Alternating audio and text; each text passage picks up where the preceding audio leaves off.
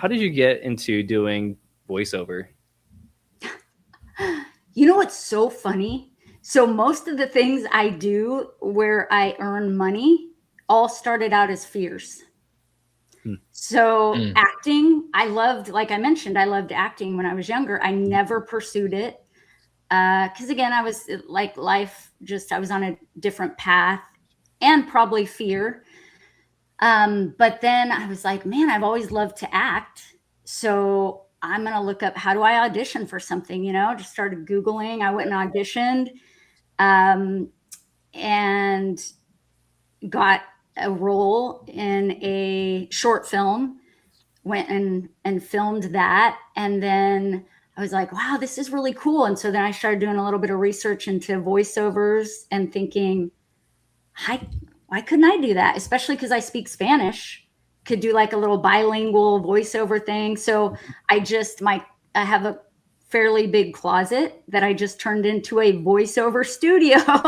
And I just started reaching out. There's some agencies where you can put samples on, and started getting calls for voiceovers. And one of the things I did was a Red Lobster. When you call in their thing, thank you for calling Red Lobster.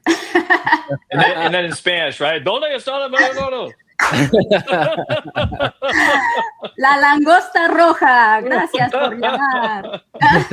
Or two in Spanish, in Espanol. Oh, totally. So that's what's cool too, is as we walk through our fears, doors open that they never would have if we just, stay and do the safe thing, or don't try it because we're scared we're going to get rejected or not get the gig.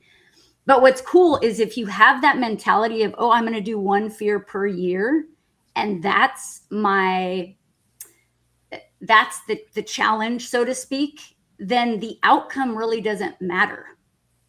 So for me, I go into things because I want to walk through my fear, not because I want to get the gig per se. I mean, it's nice, but if I don't, I'm just like, I walked through another fear, woo, and I move on to the next thing. Well, being an entrepreneur, it's like, I mean, I think fear is the center of being an entrepreneur. Like you're having to overcome a lot of fears if you go down that road, And Yep. so, and how have you met with a decent amount of entrepreneurs, and have you seen any connections of how that overcoming those fears have helped in their journeys? Yeah. I mean, I really do think fear is the number one thing that holds people back. And there are different types of fears. So figuring out, okay, is this because I have a fear of someone rejecting me, or I have a fear of failure, or at the end of the day, it's really the fear of not being good enough. It's just this underlying fear of not being good enough, So working on the self-love component, and when you take action and actually walk through your fear, you do gain confidence, and you gain respect for yourself, and you gain love for yourself. It's really cool how that works, but you have to do the thing first. It's like the walking off the mountain and then pulling the parachute, I guess, concept. But yes, to answer your question, a lot of my entrepreneurial friends do some crazy cool things, and I love talking to people like that, like especially when you see in their eyes and you just know, talking to them, that the fear is immense, like it's a lot, and they do the thing anyway. I have the most respect for that than I think I have for anything else on the planet, because it just is. It's courageous. Like that is the courage, is feeling that terrified and going, And still doing it. Yes, I don't care. I'm doing it anyway. Yeah. I would love to circle back to something you said that is like absolutely fascinating, but like so true. And I wish more people, were able to recognize and utilize this perspective. And what you said was taking on these fears without necessarily having any attachment to the outcome. And it's like, man, that is such a cool perspective and cool thing. So like, how did you kind of come to that realization as you were on this journey? Because I would do things and then get just kind of devastated. I remember I've done several speaking competitions now, because that was one of the big ones that like started a lot of my fear. Mm-hmm. So I've been wanting to go in and do these speaking competitions. And I remember at the very beginning, I did one and I didn't win. And I remember going back to my hotel room, because it was in Long Beach and it was like a live conference and stuff. And I just was like, what am I doing? Like, why am I doing this? And that whole just feeling so horrible, like I lost. And that's why they're called triggers, kind of, because that was just in me from when I was a teenager. But I allowed myself to feel it and to, have a night of just like, oh man, is this the path? Like, this doesn't feel good. I don't feel good about this. But then I woke up the next day, and you always feel a little bit better the next day. And then the day after that, and I was like, nope, we're going to get back up in the saddle. We're going to do it again. And that's when I kind of realized, if I view this, talk about the reframe, if I can view this as I am not doing this to win, not the bodybuilding competition, not to get laughs when I'm doing the stand-up comedy thing, not to speak perfectly without shaking. I'm just doing it because I don't want to live my life trapped in fear. Then I win.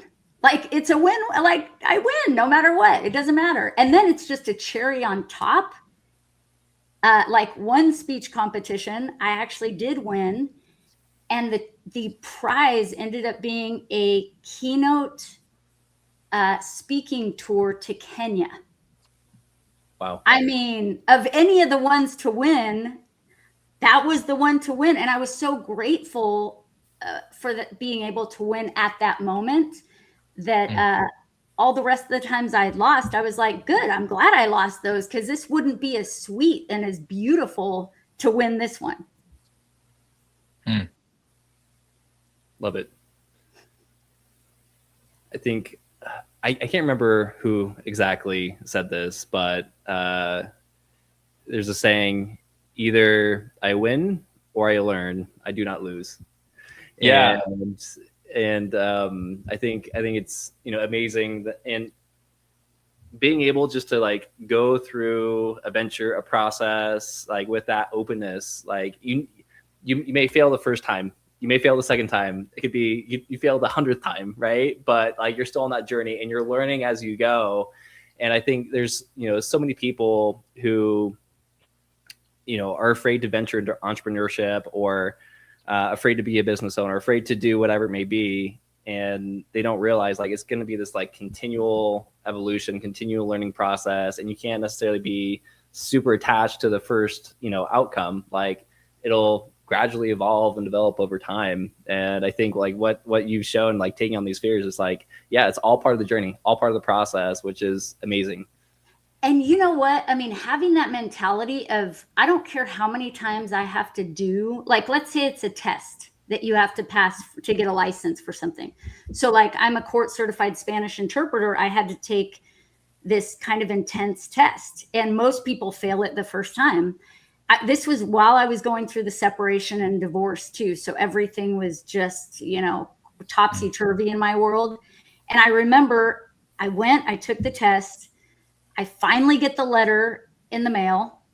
I'm opening it on my front lawn area, and it's like, we regret to inform you. And I'm just like, devastated. But I remember after, again, allow yourself some time to like feel the thing, grieve a little bit. That's totally cool. And I feel like good for you, kind of healthy to like feel the sadness, feel a little angry or whatever you want to feel, but then be like, okay, we felt that. And now I remember saying to myself, I will take this test as many times as I need to. And hopefully one day I'll pass it.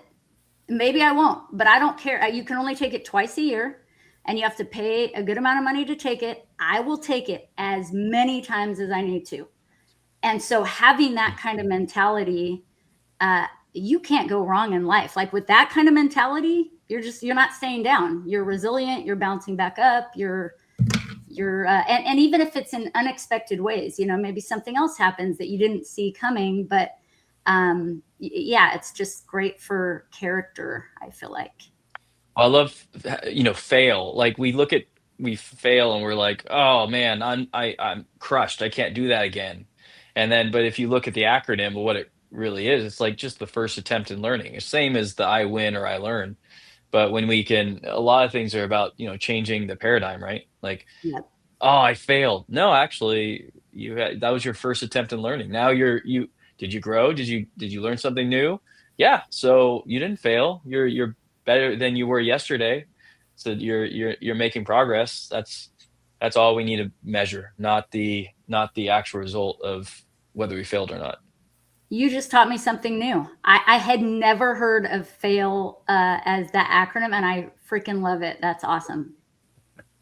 I'm glad I could teach you something today. I've learned a lot from you. So, I'm glad it could be a two-way street. I was thinking you were going to say the fail forward, like you're failing forward concept, but I really like that. That is another good one too.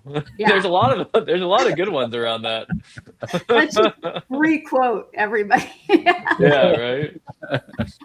I'm horrible at remembering who actually said these things. That's my worst thing, is like I want to attribute things to people and I could never for the life of me remember who actually said something that I learned like at some point in the past, And you know what? They probably got it from somebody else that they don't remember either. It's kind of probably one of those things.